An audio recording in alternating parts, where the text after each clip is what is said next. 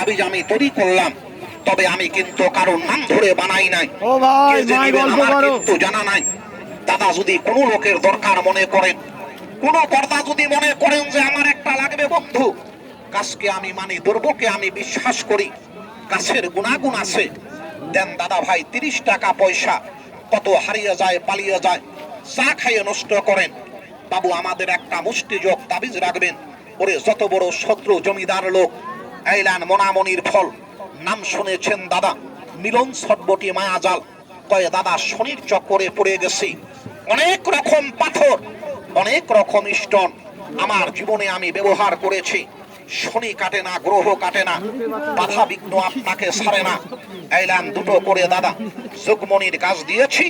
এই দেখুন দুটো করে দাদা মিলন ছটবটি মায়াজাল দিয়ে কাগজের প্যাকেট বানিয়ে আমি এখন একটা তাবিজের ভিতরে, একটা যন্ত্রের ভিতরে ভর্তি করে দেব আমাদের। এই দেখেন একটা তাবিজের ভিতরে আপনাকে ভর্তি করে দিয়ে গেলাম বাবু, 30 টাকা পয়সা খরচ করেন, কঠিন মাজায় যন্ত্রণায় কষ্ট পান,